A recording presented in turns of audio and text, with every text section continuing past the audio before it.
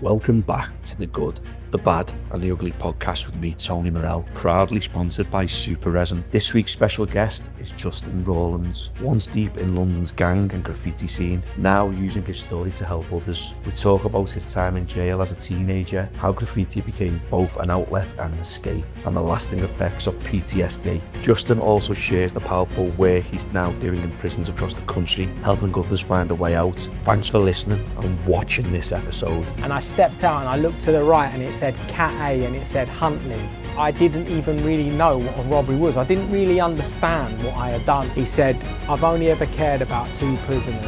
That saved my life. Welcome to the Good, the Bad and the Ugly podcast with me, Tony Morell, and this week's special guest is Justin Rollins, former graffiti gang leader and author of the book, The Lost Boys. Really looking forward to sharing the Good, the Bad and the Ugly, Justin. Thanks for having me. Thanks for coming, Cheers, mate. mate. Thank you very much. I've Thanks. seen a lot about you, mate, and I just wanted to get you on because I think your story is a lot different to other guests we've had on. I don't think we've had anyone on, someone along the lines of your story and exactly the extent of what you got up to and being a graffiti gang leader and writing the book and, the stuff that went on. So, Listen, I really appreciate you coming down and, sharing the good, the bad and the ugly with us. And I just want to get into it, where you're from, where you grew up, family life and school life was like. So I'm from southwest London.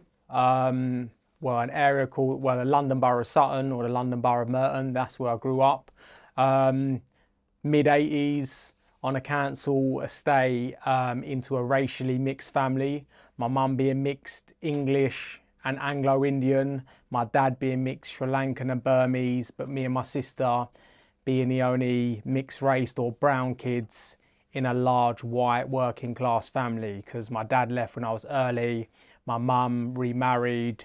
That's sort of my early. Was there many? How many brothers and sisters did you have? I have one older sister who's a year older than me. Yeah. Did you say there was other members that your mum remarried, and do you have other like step brothers and sisters? Or? No, not on that side. It was just the 4 of us in a council flat on the Ben Hill estate in Sutton. Yeah. Good. Was good people on the estate growing up and. This is a council estate in let's say the mid 80s to the early 90s. So you can imagine things safeguarding and things like that weren't like it is today. So memories of the estate, yes. Well, that's where one of the first traumatic things happened to me, because my mum and my stepdad, they were saving up to move off of this estate to get a mortgage. So they both went off to work, and me and my sister were left in the care of childminders on the other side of the estate. I'm thinking of that childminder now. There's no way in this day and age she would have been looking after kids, because one day I was in the living room. I don't know where she was. I was with another child. I think I was about 5 years old. And the childminder's son, who was probably early teens, maybe from the age of 12 to 14, 15, he just appeared out of nowhere, and he had some type of rope or wire in his hands. And he went up to the other child that was there with me and started to strangle this child. And I remember, very vague memories of sweating and thinking, oh my God, like what's going on? What do you actually think as a 5-year-old? Hope that doesn't happen to me. And then he stopped strangling that child and came over to me and started strangling me and choking me. And it was actually fishing wire he was strangling us with. So it was going back and forth. I was crying my eyes out. And eventually the childminder came back. Her son disappeared, and I'm sobbing for my mum. And I was told to stop being a wuss. And I think doing a lot of therapy, I would have been hoping my mum came, 5 o'clock, 5:30, come to pick me up and never send me back there again. But I don't know what was said, but the very next day I was sent back into that care. Being a 5-year-old, Justin, it's just like, you just think to yourself, you're petrified, you know what I mean? You don't know what, you're 5 years of age. It's, like you're saying, you vaguely remember that happening to anybody. Yeah. Well, I've done trauma therapy, which I'll talk about later on, a specialist trauma therapy I've done, but I actually had a clear memory of after that, the physical violence or the physical abuse stopped, but it was more like mental torment. So they would lock me on the balcony, the childminder and her kids, and they would be down on the estate, and I'd be running back and forth trapped on this balcony and doing a lot of therapy. Years down the line, when I'm in a young offenders institution for the first time and I'm put in a cell, it's that same feeling of fear and terror, and be it feeling trapped, that door shuts, it's like the balcony door shuts and I'm locked and I'm running back and forth. That's confined spaces, that's all Yeah, you know. yeah. So my behaviour started changing around then, because as a 5-year-old boy or a 5-year-old child, you don't have the capability to blame an elder. So you think I must be bad, I must have done something wrong, and then that's when I started to be violent towards other children at such a young age. In infant school, getting a pair of scissors and striking another child in the face of them, lip bleeding, and then I was taken out of class, put in front of these teachers in a room, and I literally put my head down. I couldn't look at them, and they were sort of interrogating me about, you know, why I done it, what's going on at home. But I sort of stayed in that position as I started growing and spiraling out of control in front of the youth offending team, police, in the courts. I would literally just have my head down, sort of confused about my behaviour. And from that incident, from the childminder's son doing that to you, that just stayed with you throughout your childhood, was it? That's why you used to like strike out and... Yeah, well, it was an escalation. So when I was 3 years old, I was at my stepdad's house, his mum's house, and there was like a social gathering, my mum, my stepdad, people drinking. I'm in the garden. He owned a large Doberman dog. And Dobermans had quite a bad rep back then, like Dobermans and Rottweilers. There were quite a few dog attacks, and I was left in the garden. I was told to not go near the dog or retrieve my ball from the dog.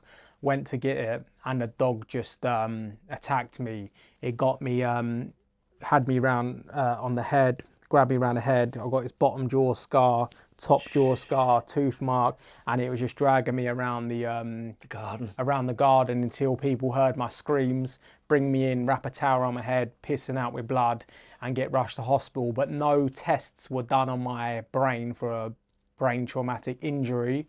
I was just stitched up, and but after that, I started to bang my head to get to sleep. So as I was going to sleep and I'm tired, remember I'm a toddler, I'm 3 years old, and I'm headbutting the pillow to get to sleep.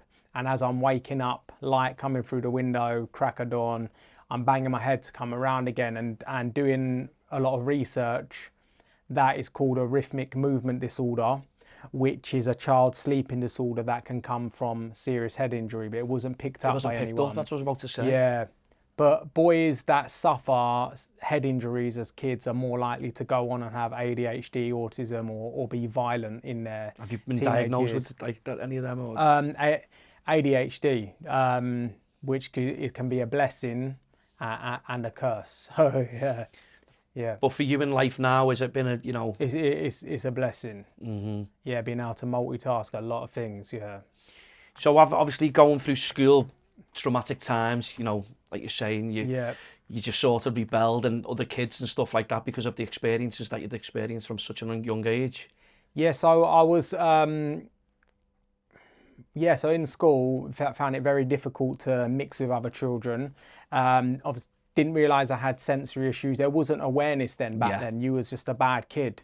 And if you were, you know, playing up at, you know... Out the class and suspended and all that. Yeah, or a certain age, you was mental, you're mad. He's mental, he's mad. That's what they would say. But you was just a bad kid. But like, looking back now, doing odd things, like going into the cloakroom and stealing one shoe from a child just for like the buzz, and then going home, walking over this little white bridge and then throwing it over the white bridge into the river and just watching it float away, and it would give me like this buzz that this other kid had to walk. I know it sounds mad, but had to walk home with one shoe on, or he was coming in the class the next day asking if anyone's seen his shoe, and I'm there like the risk and like the buzz and stuff. Yeah, it was The adrenaline of like thinking, is he going to yeah, find it? Yeah. of the risky behaviour. So and that's where a lot of graffiti, well, I'd say more taggers and artists, because there's different,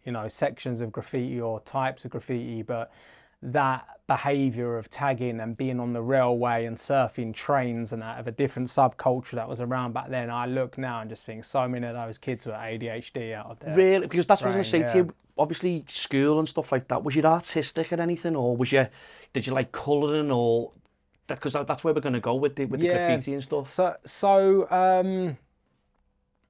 So to get to how I found graffiti, we eventually moved from Ben Hill Estate. My mum and my stepdad bought a 2-bedroom or a 3-bedroom house in Carshalton, not too far away, and my behaviour was escalating.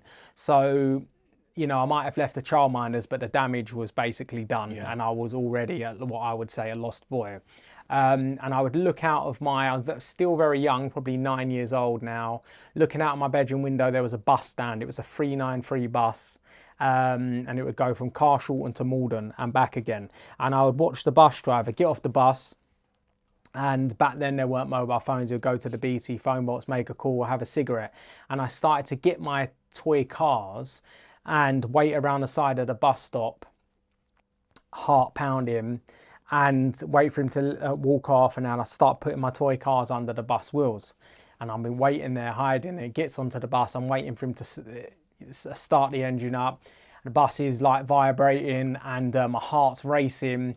And then he drives off and he crushes my toy cars. Now, I had like a toy box of crushed toy cars, and it gave me some sort of like buzz or adrenaline rush seeing that. Now, that was like destructive behaviour, but other types of destructive behaviour was going in. There was a lot of derelict buildings back then, going in, smashing windows, setting destroying fires. Stuff. Yeah, destroying stuff, setting fields of dead grass alight, and wandering these alleys and stuff. You bump into kids from more dysfunctional or families, troubled, and stuff like, troubled families. And one day I was walking down this this alley, and there was this kid, and I think he was climbing a tree. And when you feel a sense of danger, and he's like staring at me, he jumps down and he comes up to me and he just goes, "What are you looking at, you packy?" And goes, bang, punches me in the nose. My nose is pissing with blood. I'm crying, running back to my mum, and told her, like I've been punched in the nose, blah, blah, blah. And then I said to her, he was calling me a packy, like, what's a packy? Did you know, was there a lot of that, as a kid? How old was you when that happened? I was probably 9 or 10 years old then. And obviously asking your mum, because the racism and stuff in the 80s and stuff like that, in the 90s. Well, she told me that I was mixed white and Asian. And I always saw my mum as a white lady. My nan's white, all my cousins and aunties are white. So I think it was a deep awareness that, hold on a minute, I'm different, I'm brown. I felt like I looked, then I started feeling like I looked like I was adopted when I was out with my stepdad and my mum.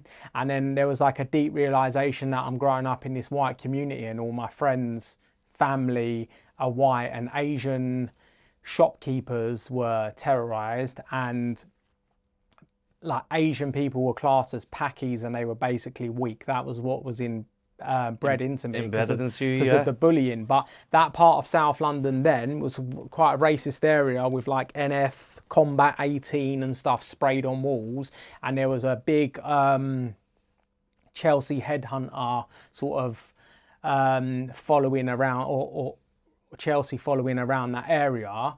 And I became very conscious of my race, and then that's when a lot of racism, racial bullying started, where there was a new childminder and her friend would take me to school, and I was friends with her friend's sons. We all went to school together.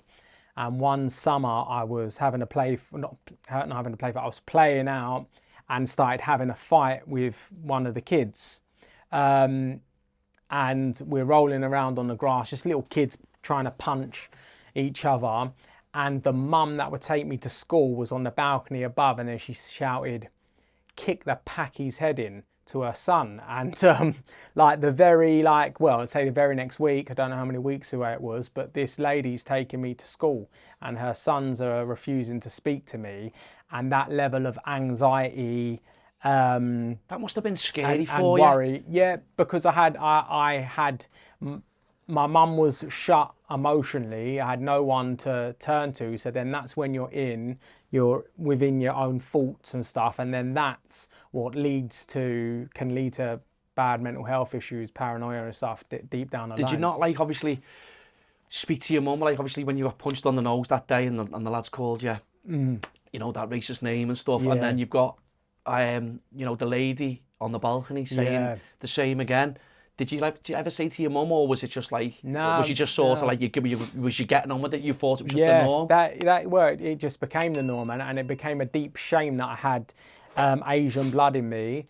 And this sort of coincided, this sort of leads to graffiti, this coincided with being in my bedroom, hearing a knock on the door, can hear an Asian couple downstairs, English speaking, Asian sort of accent. And it happened to be my nan and my granddad from my dad's side that my mum had basically locked off, didn't tell them where we was living. And they wanted to have some access with me and my sister. And all I felt was embarrassment. Like I said, because of the racial bullying, my friend's going to see this Asian couple at the door. They're going to, you know, bully me even more. And my granddad took me out one weekend on a train to a museum in London. And when we was on that train, I was looking out of the window, or a train come to a stop. I was looking out of the window and seeing all these other trains fly past. And I looked across and there was an abandoned train carriage covered in colourful writing or signatures. And I said to my granddad, I was like, what is that? And he said, that's graffiti, it's criminal damage. He stuck his nose up here. And I was just like looking at the live rail. And I was like, I was hooked. It was like seeing my crushed toy car with colourful writing all over it. And then literally from that day, you know, what's that, probably 30 odd years ago, I was hooked on graffiti. Just that passing with your granddad on the train, you were just fixated and just fascinated by it all. Yeah, like hyper focused on it. And I went back to school literally the next week, stole my teacher's whiteboard marker, went to the local bridge where I threw the shoe over and started tagging on it. I was tagging CVP, which stood for like Culver's Vandal Posse, which I don't know where that come from in my young mind. And eventually I bumped into some older graffiti kids and they were like, what's your tag? And I said CVP, and they said, that's not, what's that? That's not a tag. So I created, my first tag was FES, F-E-S, don't know why I created that. And they said, you're not meant to be tagging alleys, you're meant to be like going to the train station, and tagging train stations. So one night they got me out of my house and they took me down to the local train station. How old was you? I was 11 years old. Yeah. I've got a picture. I've got a picture on my social media, on my Instagram. You can see it's tiny little boy, and I'm literally putting my life in their hands. They said, right, it's bushwhacking. So bushwhacking means you hide in a bush, you jump out, you whack the side of a train with while the train's going. No, once it stops. So you're near the platform, but you're just in a bush somewhere. Yeah, so it's called bushwhacking, but it's the same term if you jump off of a platform and tag the side of a train. So I'm literally putting my life in these kids' hands. They're like, yeah, we're going to do some bushwhacking. I'm on the platform. Train pulls up the other side. It's going to London Victoria, and it's the evening. It's dark, and the train pulls up, and they're like, go, jump, and they jump down. And a graffiti tagger will always talk about like the crunch of the rail stones, and when you walk on them for hours and hours, your legs are battered and bruised. So you jump and you feel the clatter of them rail stones for the first time, and you're literally standing by the live rail. You can, well, I can't say you can, but we would stand on just the steel rail, as long as you're not touching the live rail. And then I looked and they're tagging the side of the train and I could barely reach, and I was writing FES, and I looked up and there were like commuters, like from a long day at work, looking down like, what are these kids doing? And the lights lighting us up, and then you hear and the train starts sparking into life, door shut, and it goes, and then we run back to the platform, jump on. And in my mind, as like an 11-year-old boy, I thought I was going to be like infamous. Like my tag was being taken into London City, and everyone's going to know like who you are. who I was. Yeah. You're not worrying as well when people probably go, fucking hell, they're on a railway line. Yeah. Electricity running through that, but that's obviously not going through your. No, it's not going through your mind. But writing my tag on the side of that train and it getting taken to London, and that was basically me craving attention that I wasn't getting at. That's what I was going to say to you. Yeah. Did you feel like it was a choice or a matter of survival or something like that? Do you think it was something like that? Well, graffiti just became the risk factor, an identity. I'm Fess now. I'm not this weak, packy kid that's getting beaten up in his area. And then like an OCD sort of behaviour. When you walk through town and you see a tag written repetitively, that is like an obsessive compulsive disorder. Yes, it becomes an addiction. And then being in that type of graffiti where you're tagging and doing like what you would call dubs or pieces, which are like a bubble style or square, like bolder letters, colourful or just chrome and black. It's about getting your tag up as much as possible in your community, and being recognised. Yeah, so that's what it. Was you working on your tag and stuff like that with like? Yeah, you know what I mean. So because yeah. when you see them graffiti art, when you see them on like on trains or like on derelict buildings or you know what I mean, it's fucking, it blows your mind. Some of them, you know what I mean. It's like, but working on it and stuff like that, did you? Yeah, well, I said I was 11 years old, but I might have been younger because I was still in junior school when I stole that teacher's whiteboard marker, and I would have been just tagging on desks. And I mean, these are like all sort of like warning signs that school should be looking at that child. Now it would be all over you, wouldn't it? Yeah, that's not concentrating. I mean, I'd sit in like when I moved to high school and I just couldn't concentrate. In like maths and stuff like that, and no one would check my book, and it would just repetitively tagging. That's all it was. Where you go, there's something not right here with this child. You know what I mean? But we moved from Carshalton. Our house was burgled by a local burglary crew called Sutton Burglary Posse. So we moved to the London Borough of Merton, and I moved to a new school. And I couldn't handle being in the school. Looking now at sensory issues, sensory processing disorder, being in chaotic environments. I didn't know how to mix properly. So I'd run out of school, and where I was a new boy, not every teacher knew there was this new boy. So I was gone, and I would cross the playing field, and I'd climb up the embankment, school uniform, school bag, this little kid, and I'm just walking the stretch of railway track in a day, and no one's picking up on this alarming behaviour. And one day I get to St Helier train station, and I bump into another kid.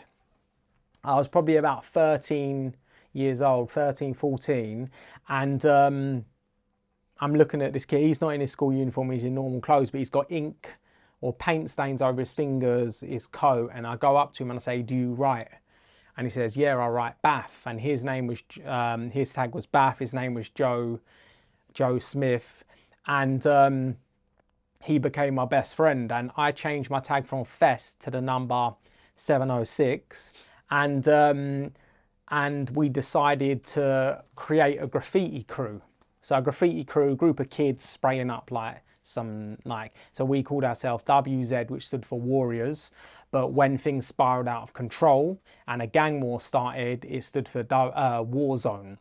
So we didn't know what was developing, but we're spraying WZ around the London Borough of Merton.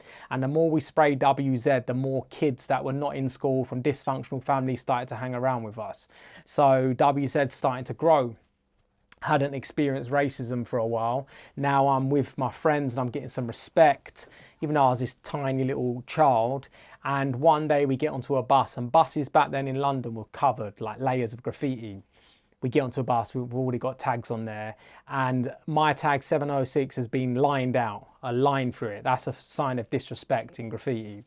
Line through it, and it's signed WK.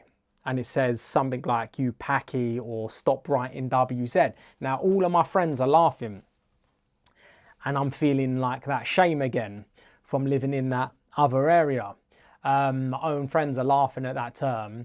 And I wasn't a fighter or anything, but because of that pressure I felt, I lined WK back and, you know, F you or whatever. Now, WK were a group of graffiti kids from the Royal Borough of Kingston, from Cambridge Estate. And I'd had, like, I was okay with some of them through graffiti, but I was also bullied by some of them. So this lining war started. So WZ started lining WK and back and forth, and then there was a bus called the 213 that went from our borough into their borough. So we would go onto the bus, onto the top deck, and we would spray WZ backwards across the front windows. So when you're driving past. So when they're hanging on their block, they look up and we're coming through their area, and then we knew it worked because when buses were coming back, it was saying WK across it. So this lining war started, and there was like definitely a bad energy growing. And if they caught you on your own, it was like, you're getting high. Yeah, because my cousin lived in their area, and it was like you're alert. You know, I'm trying to do some back alleys and that, but I've been spotted as a kid, and then it was like beat down, like the same racist stuff. And I remember my spray can, High Coat was the brand, fell out my pocket, long skinny spray can, and beating me around the head with it. And my hatred for them was growing, but like I said, I wasn't a fighter. I wasn't really a tough kid. And we're hanging around Malden, none of us are in school, and then there's this other like a proper gang, like a street gang called Shadow Crew, and they come to Malden. And I was definitely sort of fearful of them, even though I was okay with them. But they were tough kids, yeah. And they said they had a fight with WK at this party somewhere in the WK area. So then I was like, okay, this is my cue to start shouting my mouth off what I'm going to do to WK. Like, I mean, when I look at the photos, it's a tiny little boy saying he's going to do this stuff. I'm not going to do well, I didn't think I was going to do anything. And then, yeah, word is spreading around the area that this crazy kid, that people's calling me Sevens for short, this crazy kid Sevens is going to, on Friday, he's going to go down and he's going to get WK. Obviously, ADHD out of my brain, racing thoughts, I'm not even thinking about that. Friday comes, 4 o'clock outside the station, all these kids start turning up in their school uniform from like Sutton and Merton Borough to go to this fight. So, like, come 4:30, there's 35 kids, yeah, we counted the numbers. There's about 35 kids ready for this kid Sevens to lead them to WK to like attack, because he's going to go and attack WK. Now, I said the more WZ was sprayed around, the more kids from, you know, dysfunctional homes started to join, and there attached themselves to it. Yeah. So there was this kid called Crazy Steve. So I must have been 14 now, and he was probably 12 years old. This is where a story starts getting pretty crazy. We called him Crazy Steve, and he had heard about this fight, and his dad had built him this weapon ready for this fight. So his dad had built him half a broomstick shaved down into a spike, and the other end had a Stanley knife blade and screws. Now his dad has built this 12-year-old boy this. And then I'm standing at the station, there's all these kids, he turns up, and he's literally like waving off his son, like, go on lads, like, good luck. As if it was like normal. Yeah, and I'm like panicking, thinking, oh my God, like, you know, I'm scared to have a fight, yeah. But now I've got all this pressure on me. So then the buses are coming, and it's like, we need to get a 93 bus, then a 213 bus. And I'm just hoping that these buses, don't stop. And they wasn't stopping because there were so many kids. The bus drivers, I'm not letting these kids on. Eventually buses would stop. And then it's like going 100 miles an hour now down towards New Malden. And I was hoping that WK weren't going to be there. And we get down to this alley. They hung around down the side of the station, and there's all fly-tipped waste. I remember, like, tyres, dumped fridges and overgrown bramble bush. And it's an eerie environment for what was about to happen.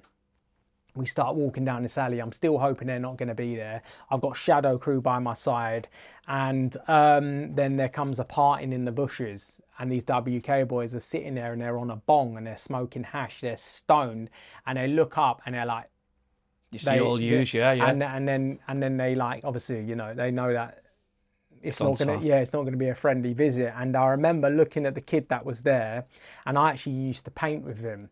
And he said, "No, Sevens, no, I'm your friend, I'm your friend." And then a shadow crew member shouted, "Set it, Sevens."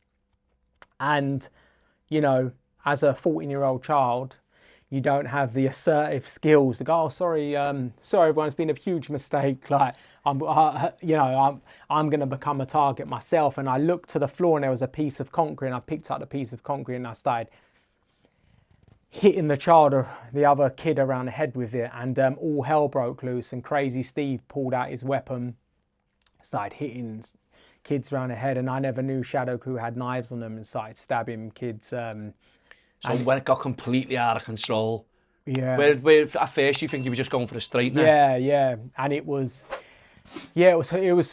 horrendous and horrific, and I can't imagine. Well, I can imagine what it would have been like on the receiving end of that, because of the violence I've had against me. But it wouldn't. It was a horrible scene, something I'm quite ashamed of. And we just all started running in different directions.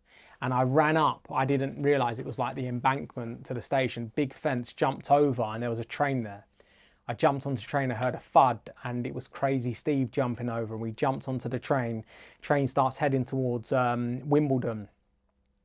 And I remember sitting there, heart pounding, like Your adrenaline's pumping. boiling hot. Like when I looked over and Crazy Steve pulled out his weapon, there was missing screws with flesh and hair on, and he was like laughing in hysterics. Still see the vision to this day. And we got off and we went back to Malden, and the weirdest thing happened, that after about an hour, everyone was back there, and people were coming up to me and they were patting me on the back, shaking my hand. "Yes, bruv, yes, Sevens, oh my." They actually believed that I had set all of that up. And that's when I went from some vulnerable, bullied little child to the leader of... But you know that first moment when Yeah. you've gone there? Now then, everyone, sorry for interrupting this episode. Here's a message from our sponsor, Super Resin. They are specialists in resin driveways and flooring across North Wales and the North West. Whether it's a driveway, worktop or flooring, they've got you covered. For 10% off, use the code TGTBTU. Now let's get back to the episode. Yeah. And everyone's following you. Yeah. And they're all in the bushes, this other gang, and they've all come to the bushes stoned and whatever you Yeah. said. How did that make you feel when you've looked behind you, you've seen everyone, and they think they're all relying on you to kick it all off? Did that adrenaline just go from 0 to 100 just because being a 14-year-old kid? I know Yeah. now when you look back, Yeah. it was, but at the time, being bullied, Yeah. being racially abused, Yeah. did all, your tag being, Yeah. did that just all think, here we go, and there was other points in my life when it was like that. That I would have just felt extreme anxiety and felt extremely uncomfortable, and then it was spur of the moment, not thinking straight, pick up that piece of concrete and just do it. I didn't take any pleasure in it. I would have took some type of pleasure from when I got back to Malden and people were giving me respect, and it's hard to say, but how can this little child be feared? I was a kid. But after seeing what you've just done, all them kids are looking up to you thinking, yeah, "Wow, he's the bollocks here," do you know what I mean? So I had to up that level, and anytime there was someone that done something crazier in my gang, I had to up it. You have to maintain that. Yeah, to maintain it. So some boys or Bath and Nems, they had robbed a child on the train, or robbed another kid on the train, and because they had done that, it was like, I have to do that now. So we were out on the railway, and there's a boy that's got gold on his wrist, gold around his neck, and I go up to him and I say, "Give me your effing jewellery." And he told me where to go, and I just couldn't understand in my brain, because hold on a minute, you're feared within your gang, but this guy is telling you. And then Bath and Nems are saying, "Just leave it, Justin, leave it." We get onto the train, and graffiti taggers would break into the emergency cabins and steal like first aid boxes and stuff. Bath and Nems are sitting with a kid, they're not even aware of where I am. And I walk off down the train carriage and I rip open the emergency cabin, and I look in and there's a saw. Without thinking, I pick the saw up and I run down the train, and the kid's looking at me, say, "Give me a effing jewelry now." And he just throws a jewelry towards Nems and Bath. I've implicated them in a robbery. They didn't even really know what was going to happen. And we jumped off the train and we ran down the tracks. I threw the saw. Now, we was arrested for that. And we were told that, you know, expect to go to Feltham Young Offenders Institution. So you were looking at your first bit of jail and stuff like that. And I can honestly say I didn't even really know what a robbery was. I didn't really understand what I had done or the severity of what I had done. Who gets a saw and robs another child? What child does that? So when the police were investigating me, and these police hated me, these British Transport Police, I couldn't understand. Why would you hate? I couldn't understand what I had done. Yeah, it's only looking back as a man that you think, what the fuck was I doing? Yeah. But I mean, like you say, you're probably, you know, you're vulnerable. You know, you're not streetwise. You know, you think you're hard and stuff like that. And then when certain things, like you want to do a street robbery or whatever, it's on the train with a saw. Yeah. You know what I mean? Yeah. Well, I was far from hard because I went to Feltham Young Offenders, and this was when Feltham Young Offenders had. What did you get sentence-wise? I only got 4 months. 4 months to her. And how old was you? They waited till I turned 15. But 4 months felt like a lifetime to me then. Probably hadn't been away from the family home or anything. And Feltham Young Offenders had a bad reputation then, where staff were openly like racist. We're talking 25 years ago. Feltham's changed, is not the same place now. Worked in there a lot in recent years, not the same place. So I'm talking about an old Feltham. So officers would call me Little Ladle, and they would call this black kid Thompson Big Ladle, meaning little spoon, big spoon, rhyming slang for a racist term. Like that's what it was like. As after I come out of that sentence, Zahid Mubarak was killed in his cell by Robert Stewart, who was a known racist who battered him to death in his cell. Feltham was a scary place, and I was bullied from the off. I was made to sing out of the window. So back then in Feltham, there was something called being fraggled off. So if you got terrorised, bullied, and put onto like the vulnerable unit for bullied kids, it was called fraggled off, and they would do this by at night waking you up and making you like threatening to like kill you, beat you up, or you got shouting from there. You got to sing out of the window. If you don't sing out the window, you get beaten up. So if you gave in like I did and I sang Bar Bar Black Sheep out the window, fraggled off, moved to the Fraggle unit, which was a unit for vulnerable kids, which nowadays would be a unit for kids with neurodiverse issues. Like Feltham's come a long way from that. So for you, Justin, fucking hell, you've landed in, you know, in Feltham, you're being bullied, you're being racially abused. Yeah. You're thinking, fuck me, this is, and then you're on the, you know, you're saying you're on the vulnerable wing or whatever, and then you've got like people screaming across from the other cells and stuff like that, shouting to make you sing fucking Bar Bar Black Sheep. How did that make you feel? I mean, look, I was terrified. When I look at that kid now, I'm just I'm this clean little kid. Yeah, I'm not covered in tattoos. I'm not slices down my face, slices all up my arms. I was this clean little boy, like, and my my youth worker at the time, David Williams, he couldn't understand, like, Justin's this like sweet little boy, like what like why is he in, what's he doing? Like no one can understand. But I was released and I went back into my community, and 15 years old, and I became like I was getting praise. I had like for the first time I had like girlfriends. My respect went up even more. Because you've been to jail. Because I've been to jail, even though I was bullied. Obviously, I'm not telling everyone else that. And I even had kids that were jealous of me because I had been to Feltham and wanted to fight me. Because that is how... Because you had a bit of a reputation. Yeah. So like WZ spiraled completely out of control. Completely out of control, where none of us were going to school. It became a regular thing where kids from WZ were going in and out of Feltham or Hunter Combe or other young offenders at the time, and we became a team of like distraction. We would call it robbery, but it's like distraction burglary. So this is where mobile phone top-up cards were around. Vodafone, BT, Cellnet, 1-to-1, and they were usually kept in little box, any type of box behind the counter somewhere. And we would go over literally the whole of the London Underground, walking from like, we might start off in East London one day, you know, West London another, and we were like masters of distracting the shopkeeper. Someone else mooching and in. someone top up cards, and that's what we was doing. And but being a graffiti gang and traveling around London, you're coming into contact with like proper gangs, like you know, gangs from Asian boys from Tower Hamlets, Somali boys from Woolwich, and this was London before London was gentrified. This was 90s London, where it was a dangerous. Was it going off all the time when you were on the Underground? Always going off.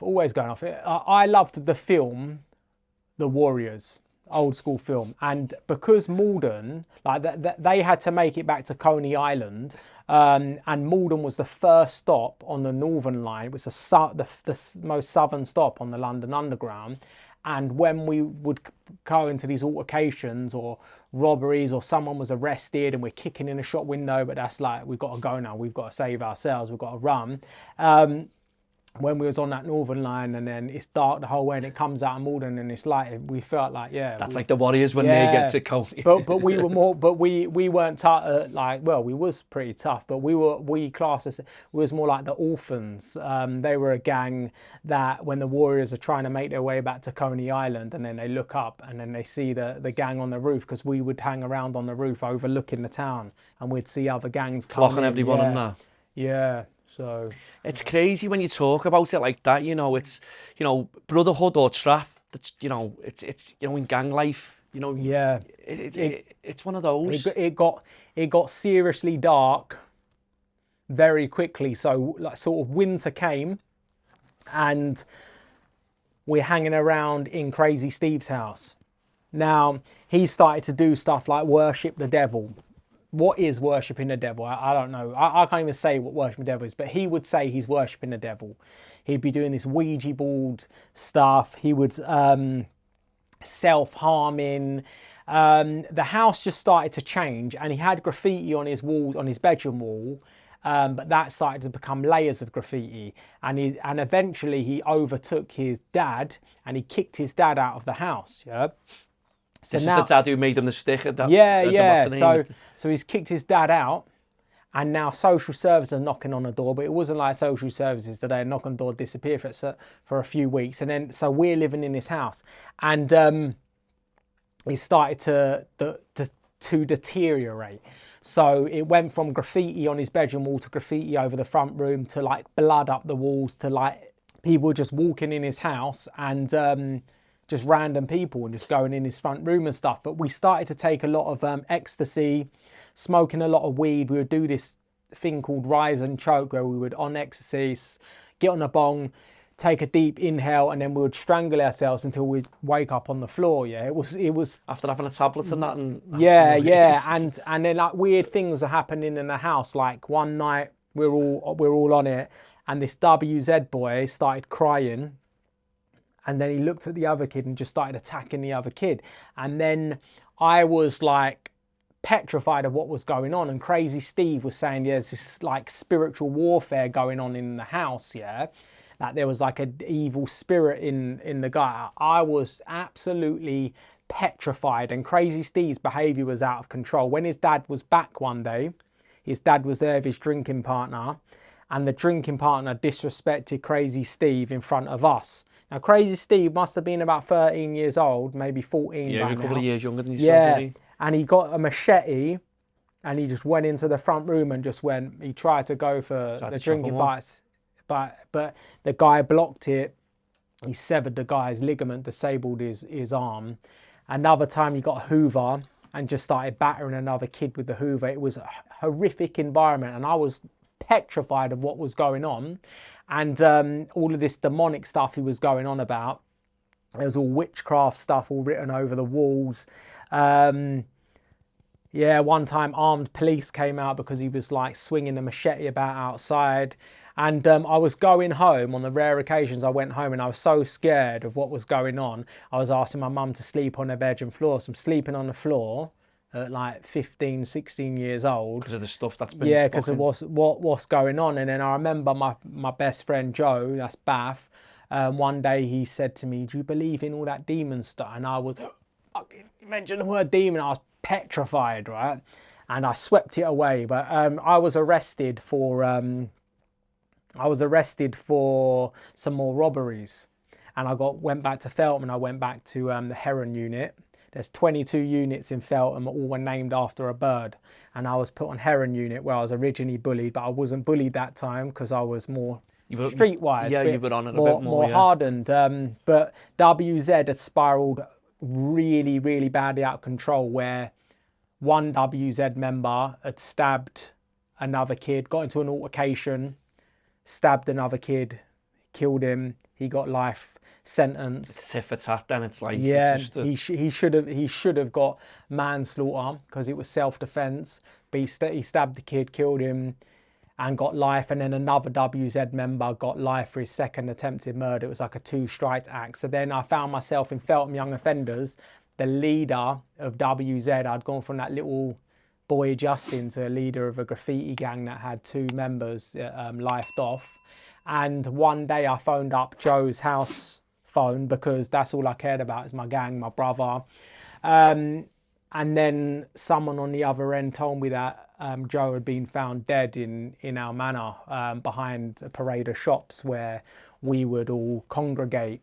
And I eventually got released from Feltham and I went back to my manor, and I couldn't understand why other kids weren't mourning the death of...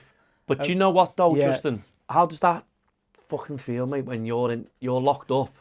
Well, and you hear that on the phone? What does that do to you as a person? It's extremely confusing. So I couldn't, my brother, the person I started WZ with, our hometown Malden, all of this mad stuff's going through my head. How is he dead? And I was put in a strip cell where there's nothing in there, nothing you can harm yourself with. So they took all my stuff off me. So now it feels like I'm being punished, but they're worrying that I might, your friend's past, you might do something to yourself. But I feel like I'm being punished, and I just remember carving RIP Bath into the wall. So yeah, I was about to hit rock bottom. Just looked at a bottle of water and it said rock. So I was about to hit rock bottom and was released from prison, went back to the area, couldn't understand why my friends weren't mourning, and my mental health started deteriorating. I started to sleep where my friend died. On the estate? Behind a parade of shops by Malden Station. How did he die, by the way, Justin? Was he... I can't say how he died. He died in suspicious circumstances. It was left as an open verdict. Because they couldn't say how he passed away, and it's maybe 20 over 20 years ago, I think, and it's still obviously a very sensitive subject. Of family's lost a son, a brother. Yeah. But we had a lot of beef with people. But the coroners couldn't work out how he passed away, and I started sleeping where he died, and I would climb up on the roofs. Like I said, we would hang around on the roofs, and I was convinced I needed to protect Malden now from all these gangs, so I was deliberately going out causing more and more beef with gangs from Croydon, Brixton, Streatham, and now I feel alone. And my friends are a bit older, they're making a bit of money, partying, things like that. And I'm arming myself with a meat cleaver on my waistband because I feel so alone, and I feel like that's a better form of protection than obviously my fists or a little knife if a gang's coming. And I would be on the rooftop and I'd be looking down, and we had Nokia phones, Nokia 5210s or 8210s. Yeah. The bricks. Yeah. And people would phone and go, "Bruv, Croydon boys are looking for you. They've got off the bus." And I'd look over and I'd see them, and they're walking and they go under the alley, and I go to the other side of the roof and they're looking for me. So I'm looking down, I'm seeing where my friends died, I'm seeing these gangs after me, and I just felt completely trapped. And there was a younger kid with me one day, and I said, "Bruv, let's just get on a tube. I'm going to go absolutely berserk. I'm going to go mental. Like, I don't care what happens." Like, I didn't know if I was going to kill someone. I just didn't know what was going to happen. I just had enough of being in Malden and feeling so trapped. So we got onto the London Underground, heavily intoxicated, and there was a man that had fallen asleep, tube terminated at Malden, and he's going to head back up towards central London and North London. And the train leaves, and the kid that I was with starts going through his pockets, and we're just coming towards South Wimbledon station.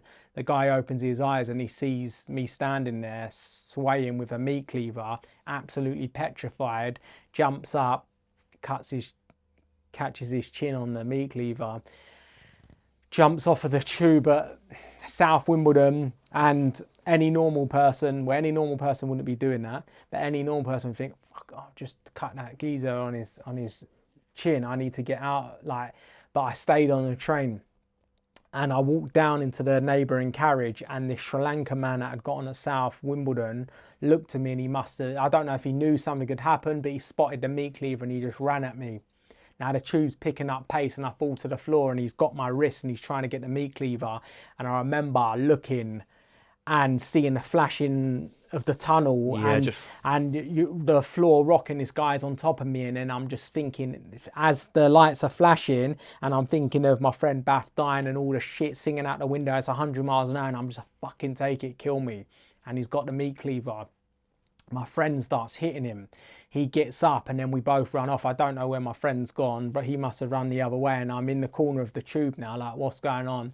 Man's there with my meat cleaver, just hacking at me, and he chopped me down the side of the face, chopped me through the thumb, chopped me in the elbow, and caught my leg slightly. And I didn't know I'd been chopped up because the adrenaline. Because of the adrenaline. It was only when I saw the white thumb bone hanging out, doors open at Collier's Wood, I just started running, and I said to a lady on the escalator, I said, "There's something going on." She's like, "You need to go hospital." I went to the hospital. I was arrested at the hospital, and I got 4.5 years in prison for that.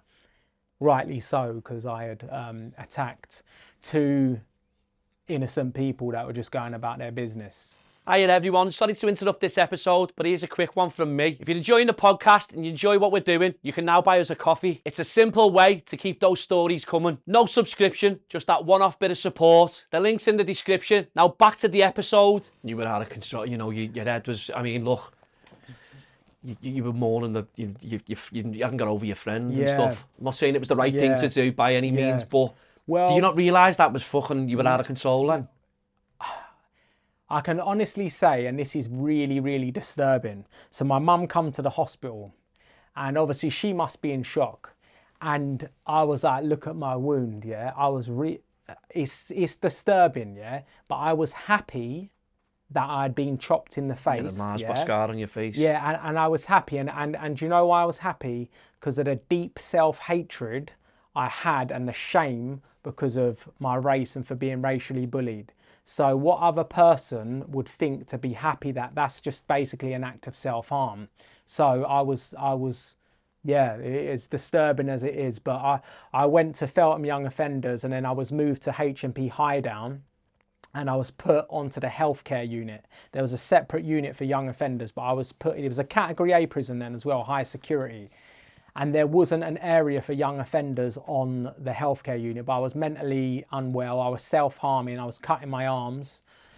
And I was put into this into a gated cell. Now, a gated cell is called a 24-hour watch cell. It's not like a big steel door. It's like an American cell, bars. So a nurse or an officer, they can take it in shifts to watch you 24/7 to make sure you don't commit suicide. They're for seriously mentally unwell prisoners, or for category A, high security prisoners that are all over the press that they don't want committing suicide on their watch. Yeah. So you didn't have TVs down there, you had radios, and then there was a story on the radio of this body had been found, or parts of a body, head in a bush, parts of body in the park, and the rest of the body was found in this house in Basingstoke. And they were looking for this guy called Richard Markham, whose house, I think it was his house or the victim's house. And he had done a run to America. Eventually it was in the papers. He was caught in Central Park, spotted by a British tourist. He was reading the Sun newspaper. That's the guy that's wanted in America. He gets arrested, gets extradited back to England, category A prisoner. I'm 18 years old. And he walks onto the healthcare unit, and you'd always have to be escorted with staff who was category A. And he walks along, and I'm like, looking through the bars. I'm like, "You right, mate?" And he's like, "You right, mate?" Gets put into the cell next door to me, and there's only 2 of these cells, and there was a gap about that big, so you could play cards and you could chat to each other all night and day. So there's this guy. That's pretty mad thinking of the dates actually. But so there's this guy that's killed his friend, butchered him, and what the press didn't know at the time, but Richard showed me the digital layout of the house and like the crime scene, was he had cut off his friend's arm, cooked it in the oven, and there was a diagram of he had got the arm, and it was on a cooking tray, and he told me he'd stabbed the fork in the arm and hot fat spat in his face. Now, for an 18-year-old, that is unstable. I don't know I'm unstable here. I'm just living this life. And I've got this guy next to me who I think's my friend.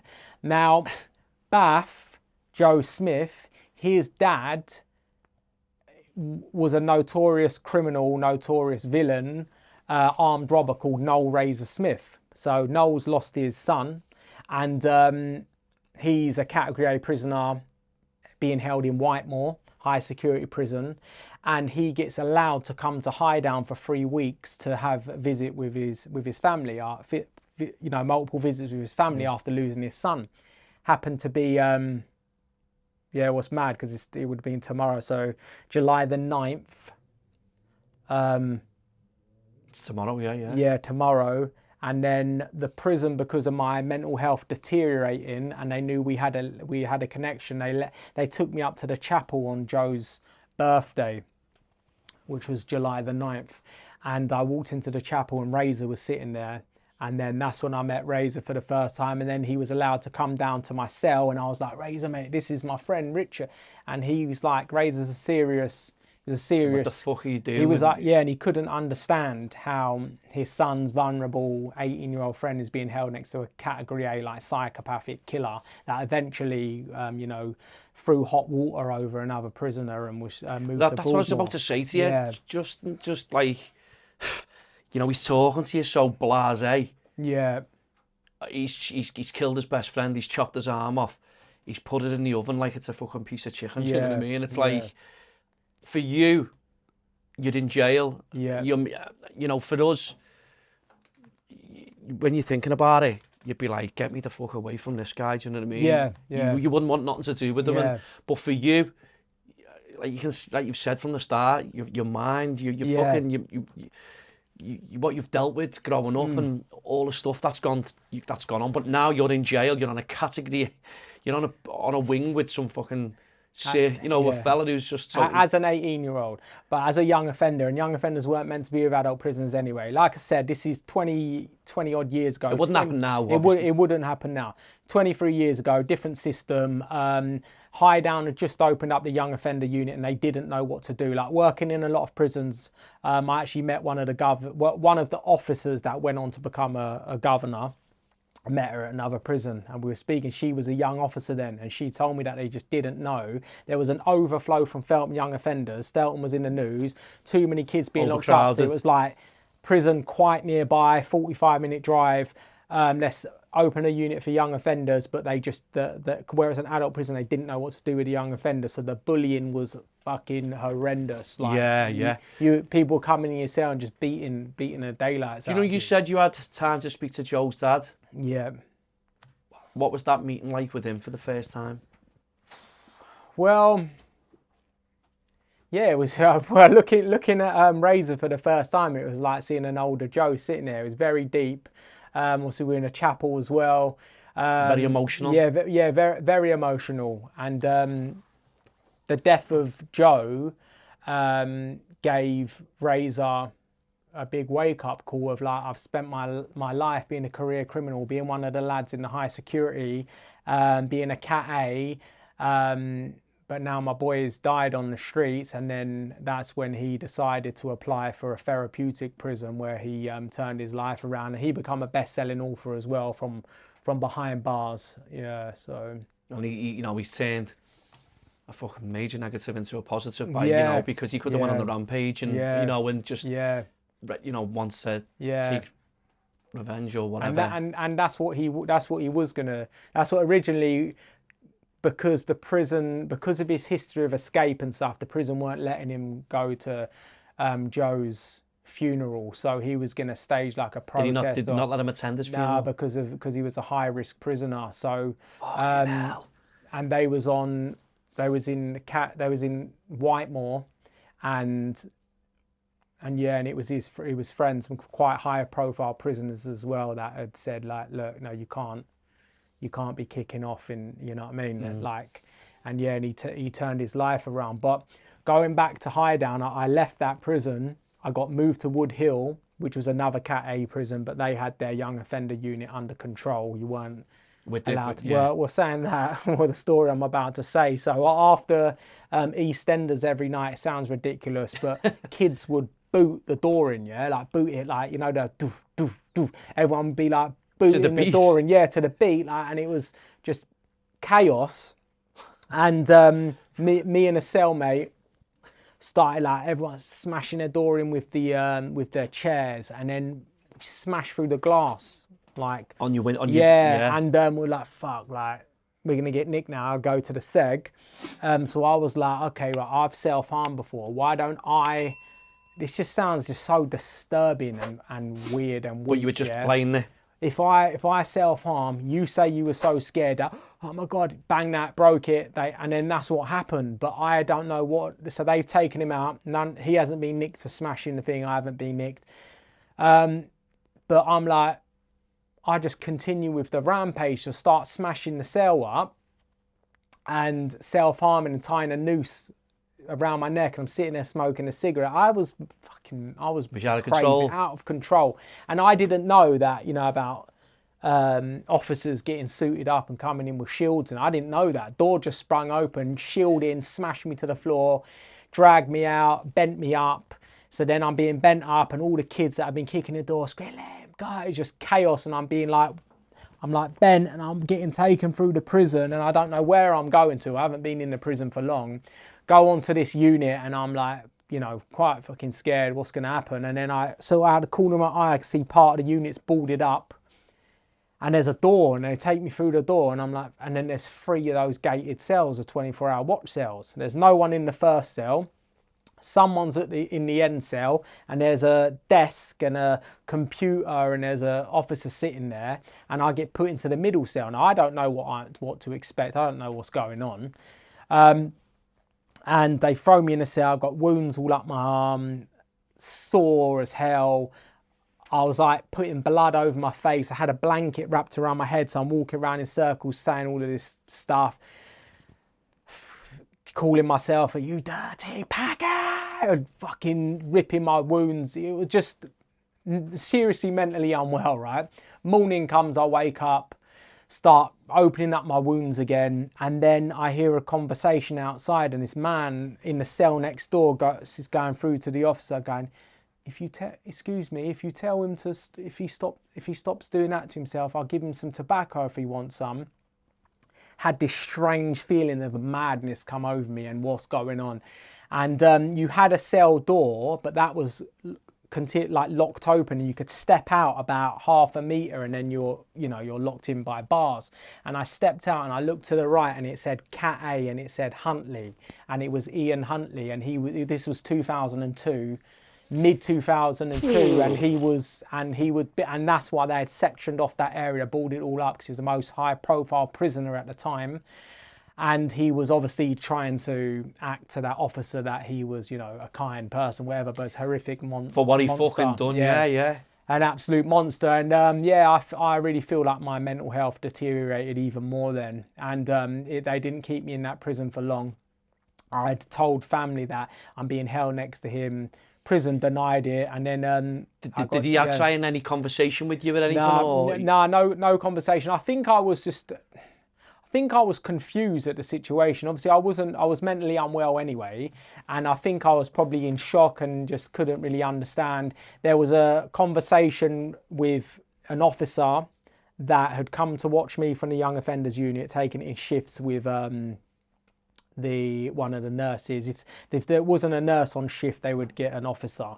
But I knew, I had a deep awareness, and I knew he was like thinking, oh, I get to see, you know, this person here. So we started off a conversation, and he had asked me like where I'm from, what team I support.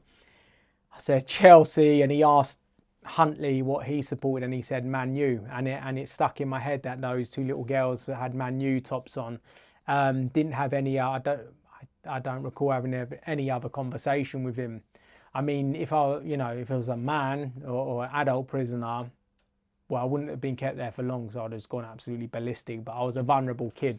But when you look at it Yeah. now, though, Justin, fucking hell, you're housed next to, you know, Yeah. a horrendous Yeah. animal for what he Yeah. done to them. Yeah, and one of two those, girls, you know what I mean? and one of the officers that was watching him, I don't know if it was I don't think it was an undercover reporter, but I think one of the officers that were watching him took a photo of him and sold it to like the Daily Mail or something. It was all over the press. I remember something in the Yeah. papers. I'm sure they fucking Yeah. and someone Yeah. it went fucking ballistic. You know what I mean? Yeah, it's being held next to that monster and that energy. Yeah, it's weird. Very weird. But yeah, I got moved from there. They didn't want me in that prison. They moved me to HMYY Aylesbury, which was a young offenders in Buckinghamshire, which housed 18 to 21-year-olds serving 4 years to life. So, I bet you it was so busy in there. yeah, it didn't matter where you was from, South Londoner, anywhere in the country. Scousers, yeah, Manx, everywhere. yeah, everywhere. And if they had committed a horrific crime, they were there. And the majority of my friends were in for murder. It was just you just become conditioned to an environment. And one day I was on the unit. Obviously, I don't know how vulnerable I am. One day I'm on the unit, and this kid starts calling me a prankster. I was quite alert of this kid anyway. This kid's calling me a prankster, and I'm like, a prankster, you're a joker, it means you're not serious. So I'm playing pool, he's going, you prankster. Don't call me a prankster. And he just jumps up and goes, what? And bang, he headbutts me. I had a broken tooth. And his head must have hit my broken tooth. His head was bleeding. I've fallen down on the floor. And then I've realised what's happened. I've picked the pool cue up, and then I start chasing him. Officers come. They find out what's happened. He's attacked me. They take him away. I get put back in my cell. He goes to the punishment unit. Now, someone tells me, do you know what that kid's in for? I don't know. So one day this kid he was walking over a bridge in London, similar to London Bridge. You can imagine the size of the bridge and the height above the Thames. And he was walking over this bridge, and he bumped into another group that he must have met on 1 or 2 occasions. It was just some weird energy, link up energy. And so he didn't really know these other kids. Met them, brief conversation. 2 foreign exchange students are walking over the bridge. As a group, they decide to like beat them up or rob them. Knock them, they're both unconscious. They throw them off of this bridge. Remember, it's like London Bridge. No, it's 40 foot down into the Thames. One of them doesn't regain consciousness, he dies. The other one woke up floating past Big Ben. His rucksack was holding him up. So I'm absolutely shitting myself now, thinking this kid's just attacked me and he's in for that. Oh my God, he's going to come back, kill me. So for 2 weeks, I'm tossing and turning in bed. Oh my God, he's going to fucking kill me. Oh my God, he's going to kill me. Yeah. And I'm like, just couldn't get it out of my mind. And I serve up the food, yeah. So 2 weeks later, officer says, oh, so-and-so's coming back to the unit. Spoke to him, it's fine. And then I'm just like hyper vigilant now, eyes fucking open wide, thinking I'm going to die. He's going to kill me. Serving the food, prisoners are coming around the corner. He walks around the corner and he's just staring at me with his eyes. Those eyes, that fear and terror of those eyes never left me for like 15, 16, 17 years. That if a man looked at me for too long in the eyes, I would think it would take me to that. I didn't know what PTSD would. It would take me to that fight or flight mode. I'm running or I'm attacking. Yeah, that is what it done to me. So we shook hands. I went back to my cell and I just couldn't get it out of my head. And then this OCD started developing. Like his cell was 217, yeah? So that number 217, even to this day, is like there. It doesn't have the same, because of the therapy I've done. But I mean, there's a bus called the 127 around South London. If ever I was out with my friends or family and I saw the 127 before the Anxiety. PTSD diagnosis, I fucking brings me back to there. I'm getting agitated. I'm like kicking off and fucking ain't eating it. And then back then he's fucking mental. He's mad. But it's a flashback, and the sensation of pure terror has taken me back to Aylesbury Prison. It might be 5, 10, 15 years later. So my OCD now is completely out of control, where I've started to like clean my cell and everything is immaculate and in order, because I think that if I don't clean, like my mind was going, if you don't clean that, you're gonna like die in this cell, or you need to tap this 5 times. And then I was forgetting how many times I tapped things. So I was walking around when no one was looking and going 1, 2, 3, 4, 5. Oh, was that 5? Fucking hell, 1, 2, 3, 4. And I'm doing this, hiding all of this. It's just pure chaos in my mind whilst I'm watching my back from this person. I'm cleaning the landing, he's going off, and then it started to develop in this guy's living in my head. He's gonna kill me. I'm watching my back from for a year and a half. Pure mental illness and breakdown. And I started to just attack. Like if another prisoner showed the slightest bit of disrespect, You put it on them first. I attacked. And that's when I went from some like scared child into, well, it was deep fear, but it was violence that helped me cope. Because if I didn't attack first and didn't like in my mind eliminate them, I'd be in my cell and they'd be, oh, my mind, I can't sleep, they're going to kill me. And eventually that kid got moved to an adult prison, but other forms of him started coming. And then I was blocking the cell windows. I'd lost my job, mental health deteriorated. I was blocking the cell window. I'm sitting in like darkness. I wouldn't go to the showers because I'm convinced someone's going to kill me. I'm having some severe mental breakdown. Obviously I don't realize, but the prison officers in the background know, and they're like, you need to move up onto the 2's landing. They wanted to move me from my cell. Like, I'm not fucking moving. They're moving me to my cell. I'm in this cell and I'm thinking, oh my God, like what if he's been in this cell, this OCD? I was convinced that if he had touched something that I touched, that his energy was going to get me and harm me. Yeah, this is what was going through my mind. So I'm laying in this bed, and back then you would like not share blankets. The blankets would be washed and go back. So has he been it? So I'm in the cell. It's nighttime, probably the first night in the cell, and I'm laying there. I'm looking at the back of the door, and I read, like, because of a graffiti tag, I'm always reading scratches and stuff. And I saw a scratch, like a name on the back of the door, and I went up to the door and it said his name, and it was like, was here. And I'm like, oh my fuck, oh my God, I go to sit on him. Oh, he's beating in his bed. I started sleeping on the cell floor, not realizing how mentally unwell I was, because I was convinced if I slept in the bed, his energy's harming me. Yeah? And then the night officer was coming around going, are you all right, Rollins? What are you doing on the floor? Oh, the bed's uncomfortable, guy. I didn't understand what was going on, and I couldn't take it no more. And then one day I just got all of my stuff, magazines, clothes, like pushed up against the cell door, set it on fire, got the TV, threw it off the ceiling, glass everywhere, got the glass, sliced myself up, and somehow I got out of there. And then I was patched up. I was in the healthcare unit, and I started kicking off in the gated cell, put into the gated cell in their healthcare unit in Aylesbury, and they took everything off of me. They put me in an unrippable gown, which is just a gown which you can't use it to make a noose or something. I did rip one before in higher down. To put me in this gated cell, they took everything off of me. I've got a toilet roll as a pillow, and I'm sleeping under the bed. In this unrippable gown. And then one day, this prison officer, Officer Bob Stevens, he was from my unit, and there's a documentary, and a HMY Aylesbury documentary, ITV made this on YouTube, and Bob features through it. And Bob once said to me, he saved my life, Bob. He said, I've worked in a prison system for 17 years or something. It's a long time. Seen many fucking... Yeah, and he said, I've only ever cared about 2 prisoners, you and or someone else and you, and that saved my life.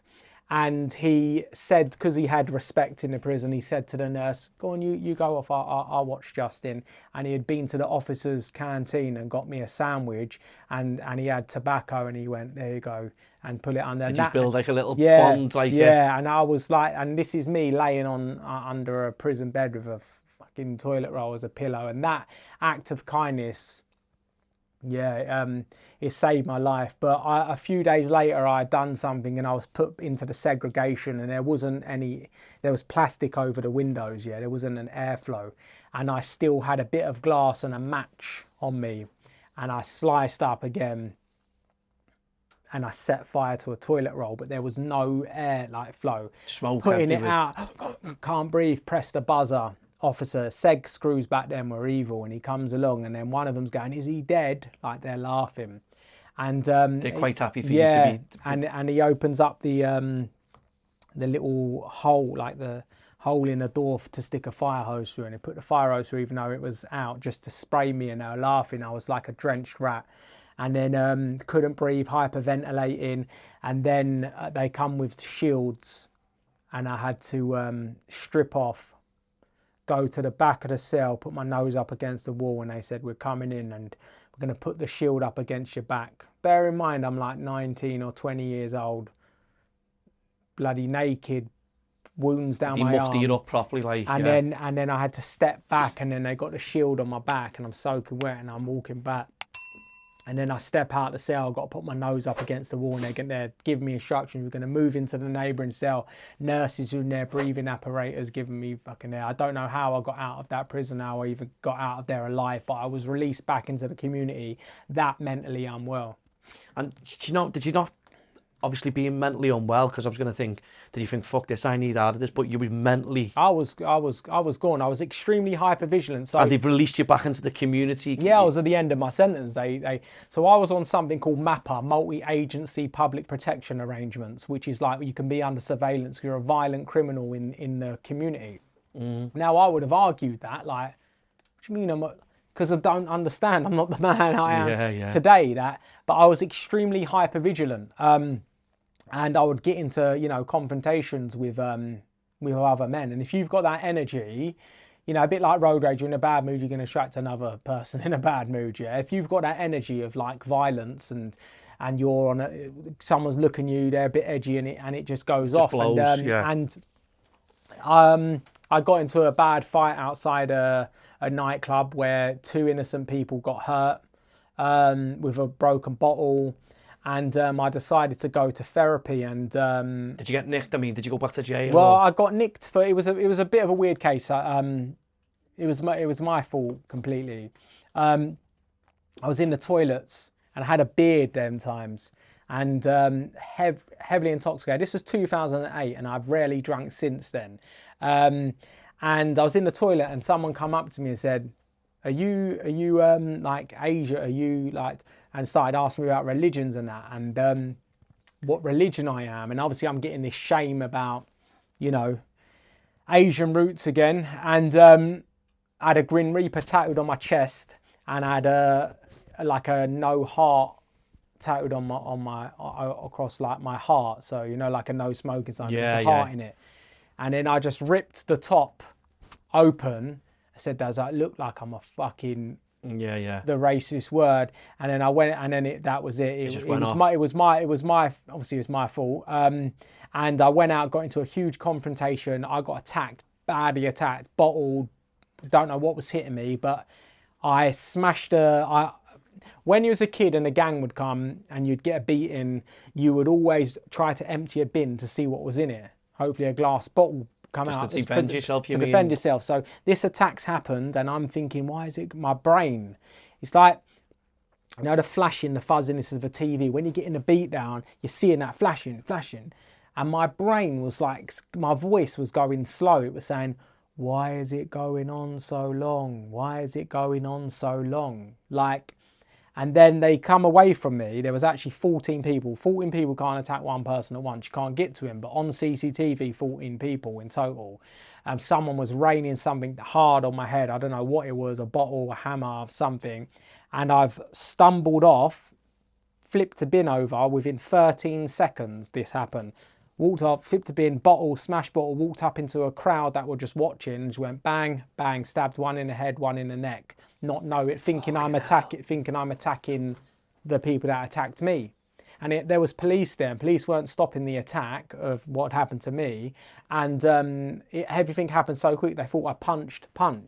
And they've arrested me for punching 2 people. And then I didn't even know what I had done because heavily concussed and drunk. But it was a weird one because I was acting in self-defense because it was only 13 seconds. I haven't walked down the street and went, do you know what, I'm going to go back. I didn't know what was going on. So you got this savage attack on me, but then I've hurt 2 innocent people, so I need to be punished as well. Plus I've got a history of violence. So so before I was even charged with 2 GBH Section 18s, I couldn't understand.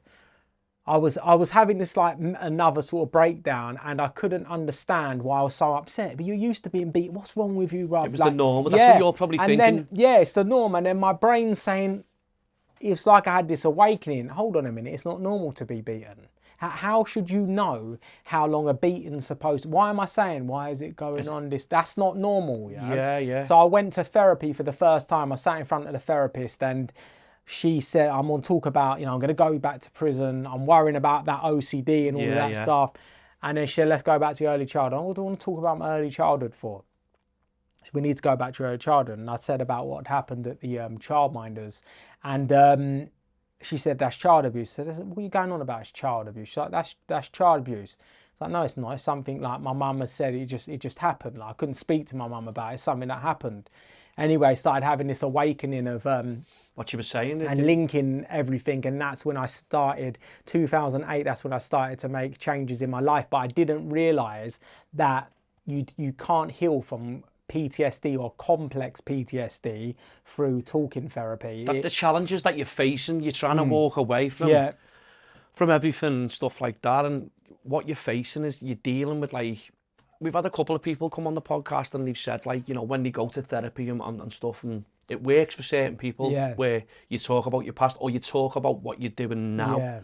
Obviously people want to get an understanding of why you're feeling the way you're feeling and stuff like that, but like you just said there, when that nurse, like, the nursery worker's son done that, that is abuse. That's physical abuse. That's, like you're saying, it's sad, it's scary. So mental breakdowns are linked to memories, and whether you remember that memory or subconscious. So the fear I carried for that childminder's son stayed with me when it came to that first racist bully. That fear. When at WK members, other graffiti gangs, and then when I'm in my most vulnerable state, my friends died, I'm a year or so into a prison sentence, and a real killer puts it on me. That's when I had the mental breakdown, and it was all linked to what happened in my early childhood. Trauma, it's true. And the paranoia was all linked to when I'm walking to school with those kids that one of them I had had a fight with, the mum shouted, kicked the package head in, and that worry of trying to fit in and be, that parent, that all, it all stems from all of these memories and attachment, the difficult relationship. You grow up in a household and you think it's normal, until you get shown, a different life. And I thought, that was, my life was normal, but my mum was like emotionless, and there wasn't any support or any hugs or anything.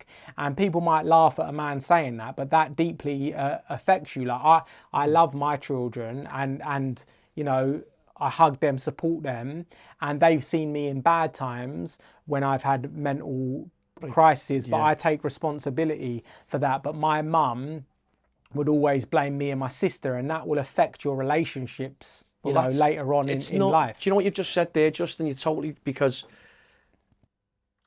it normal, going home from school, tea, parents there, watching the TV, getting a shower, getting a bath, whatever, speaking about how your day's been. Yeah. Us kids from the 80s and even kids of today, some kids of today Yeah. don't have that support from the Yeah. parents. It fucking plays with your mind. Yeah, You know, yeah. and a lot of people, like, you know, like you just said there, some people might laugh at it. Nah. Yeah. Because yeah. people don't understand Yeah. back in the day, and even to today, there is some Yeah. parents out there that the kids are left to do to their own devices, Yeah. and they come up the wrong way because that's all they know. Yeah.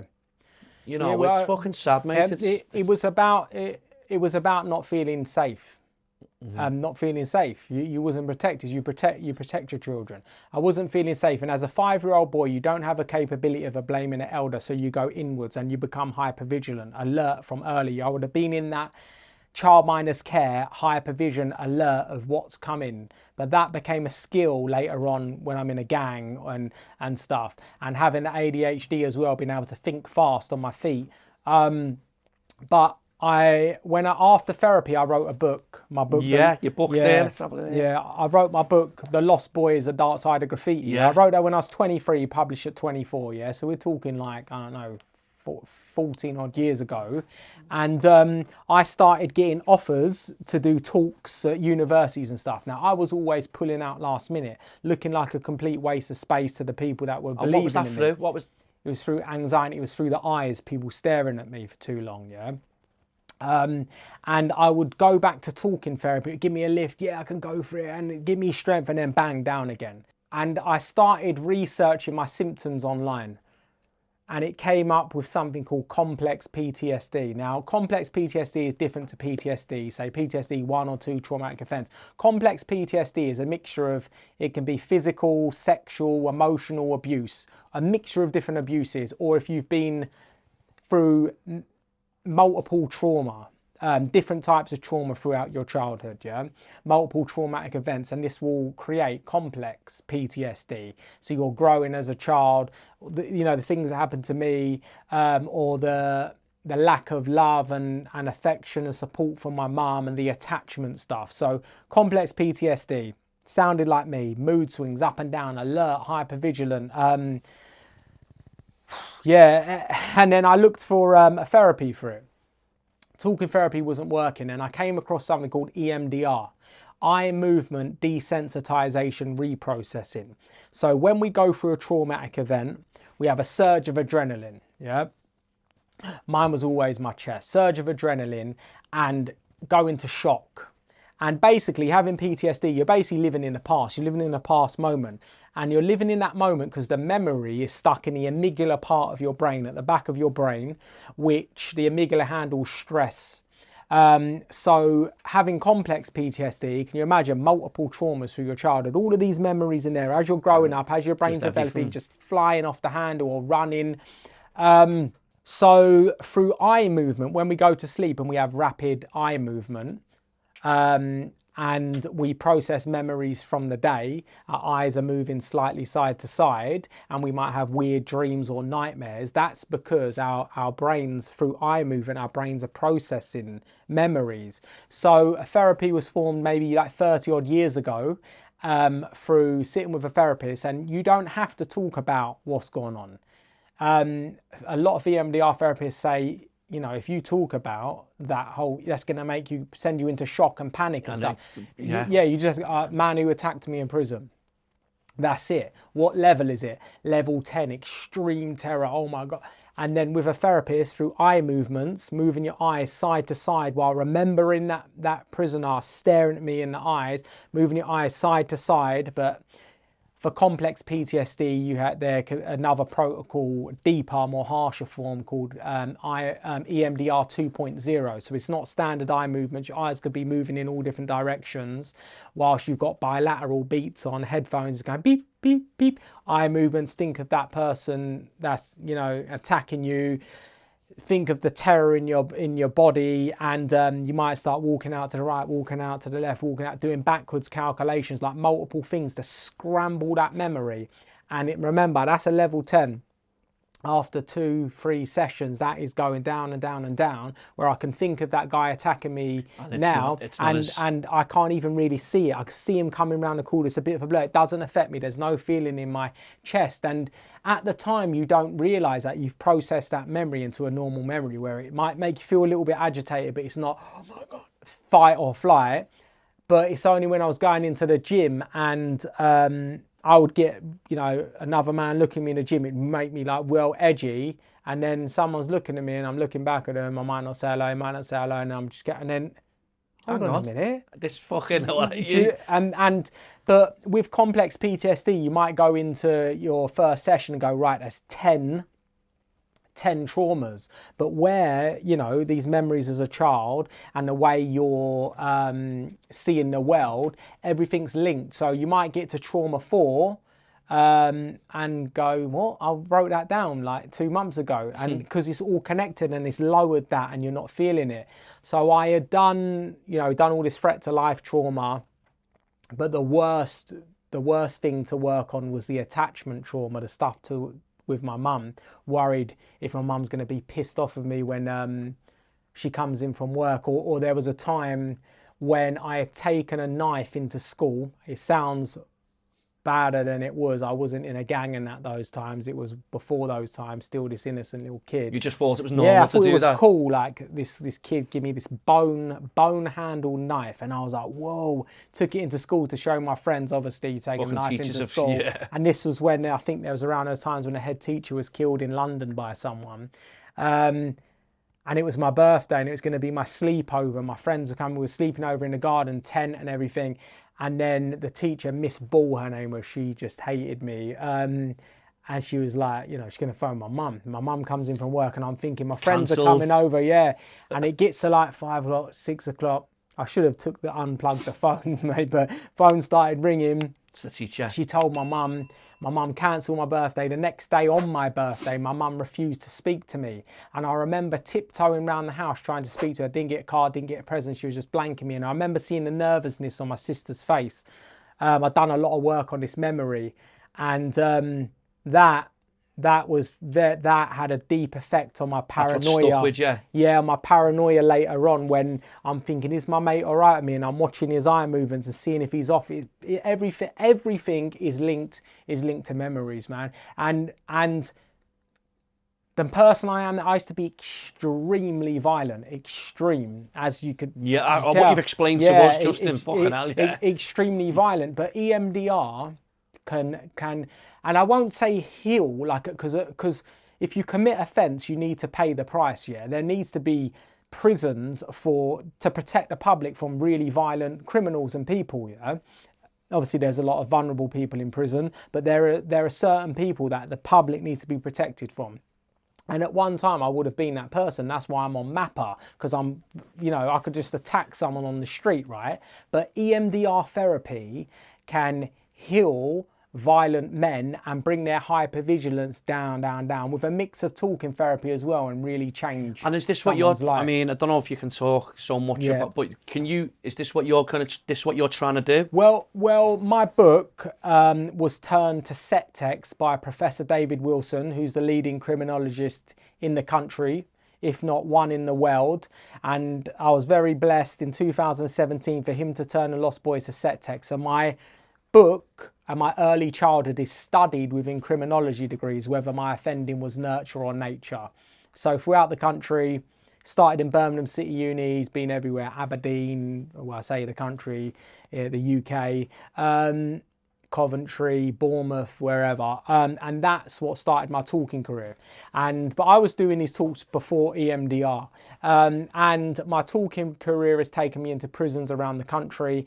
And it's very deep when I go into prisons like all around the country. So I remember going to a prison, H&P Home House in Stockton-on-Tees, and thinking, oh my God, these big tough northern guys, I'm this mixed race guy from South London, they're going to think, are they going to accept me or what? Yeah, but what I realised is when you've got these big guys and you're seeing it, I'm talking like I'm talking to you, and I'm talking about my early childhood, and you literally start seeing them shrinking in their seat. Because the trauma that they've Yeah, been through. and then when you start talking about the change and the therapy, and it's giving them hope, and afterwards people having private words and shaking your hand, hugging you, and it made me realise then it doesn't matter where you're from, what colour you are, what religion you are, whatever. Trauma as a child, it affects you in the same Was it always way. something that you wanted to do, Justin, writing a book? Was it, Well, my first bit of writing was when I couldn't go to Joe's funeral because I was locked in Feltham Young Offenders, and I wrote him a poem, like probably about 6 sentences, like a very short poem. It was read out at his funeral. That was my first taste of writing. And then when I met, would write poems then. And then I met Razor, and he told me he was writing his book. He'd got a publishing deal with Penguin. And he was my like inspiration. So he was still serving life when I started writing The Lost Boys, and then I wrote to him and said, I'm writing a book. Can you help me get it published? I am fucking mental when I wrote that book. That is pure ADHD. was you at your lowest when you were all... No, I wasn't. I thought I was normal, but I was off key. I'd done my bit of therapy and I thought, yeah, I'm healed. Like, I'm going to write this book. I couldn't even spell properly. My grammar and punctuation's horrendous on Word, and everything's these red lines underneath. I wrote that book in, honestly, I wrote that book in 3 weeks, sitting at the computer like an absolute madman. And I wrote to Razor and I said, look, I'm writing this book. And he was thinking, oh shit, like this is my son's best mate. He was always having to turn down people in prison. Like people would come, and I mean like really dangerous prisoners, okay, go to him. Yeah, Razor, I've wrote this, what do you think? Because he was the published author, yeah?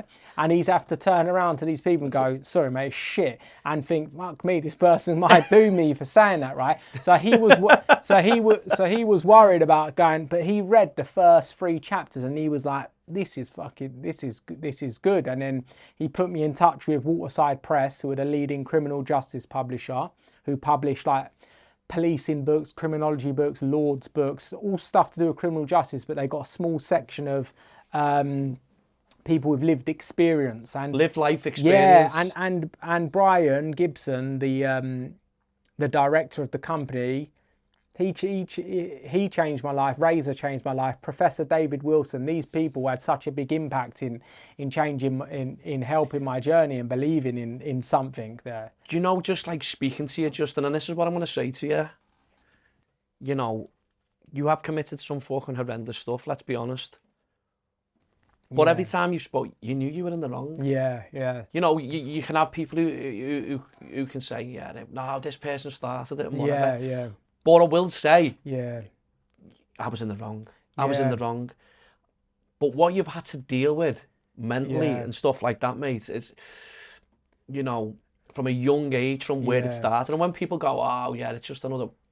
You can see, you know, from what you've had to deal with going through life, growing up on a council estate like many of us did and stuff, and dealing with physical abuse, racial abuse, getting involved in certain situations. And then, you know, to write a book, people think you can just write a book and it's like that. And to get it published and to do what, you know, you've got to take your hat off to you. And, you know, thank you. You know, it's unbelievable. And where can people buy the book? Where can people actually buy it? You can buy the book on Amazon. You can buy the book in Waterstones. It might not be on the shelf anymore. It's been out for a long time, so you can. We'll add that in the link to the podcast and stuff like that. We'll definitely through my publisher, Waterside Press. I've got the follow-up book as well, Mental Me, which was all about that dark time through Aylesbury Prison. It was endorsed by the former cabinet minister Jonathan Aiken. Wrote a really good piece about the book. I'm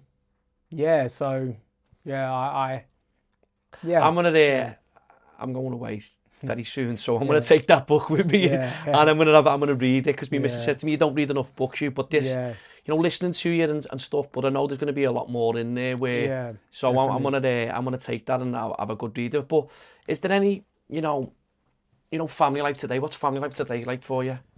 Family life today is as good as it can be. I've got 3 children.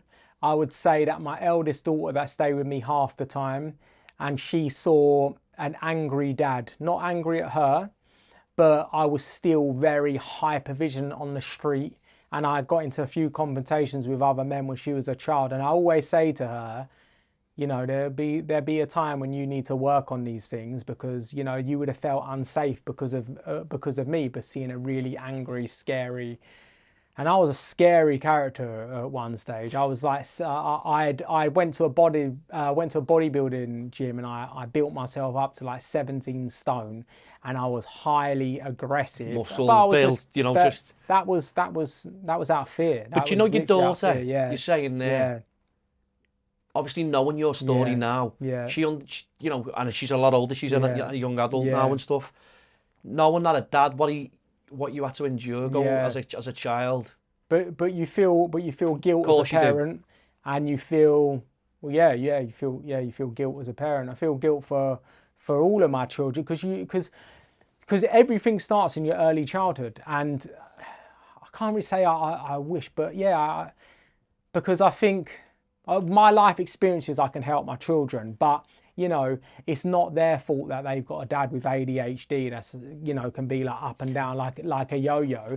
Obviously, I'm my most stable I have been, and my third child, my little boy who's 5, you know, he's going to get the most stable version because I've completed all my EMDR therapy. Yeah. I'm constantly booked out with work, and I understand, you know, who I am, like my moods and stuff. So he gets the best version of me. But you know, I wish that they had, you know, all of my children had the most like stable childhood. But that's me. Probably people will say you're being too hard on yourself. You know, I think you are being Yeah. too hard on yourself, Yeah. because Justin, listen, you've openly spoke about the struggles that you've had and Yeah. the mistakes that you've made. Yeah. You know, you've certainly been through good, bad and ugly in your Yeah. life, simple Yeah. as that, but Definitely. to own it, you've owned it. Yeah. So, you know, don't be too hard on Yeah. yourself. Look what you're doing now, and Yeah. you know, with the work and you're helping many other people Yeah. trying to not go down that route that you went Yeah. down.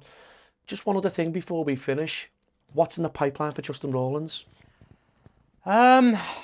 Well, yeah, I do a lot of work within the prison system, and I can't really talk too much about Listen, you know, about prison. That's why I have seen many good changes within the prison. I've met many groups of staff throughout the country who want to make a change. Yeah, and they're, because as a prisoner, as a former prisoner that got treated bad by prisoners, and there wasn't an understanding of mental health. I've been to prisons where there's units for prisoners with neurodiverse issues. There's a prison called Grendon Underwood, which is a therapeutic prison.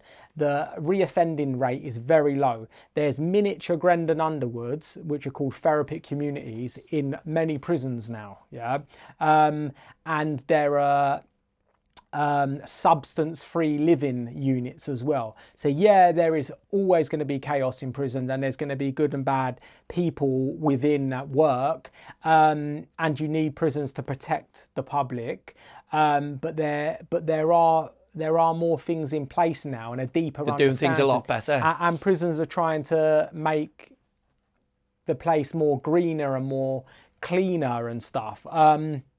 So yeah, so I'm not a negative person. I'm not going to come on and start slagging off things when I've seen bits of You've good. seen improvements. There are, but there can always be improvements, because there's many men in there that were like me.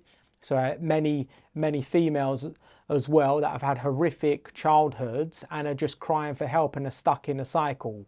And you know, yeah, so listen, yeah, Justin, it's been a very interesting podcast. Like Thank I said you. at the very beginning, you know, it's something very different, and yeah, I was really looking forward to meeting you. And you know what, you're a very interesting person.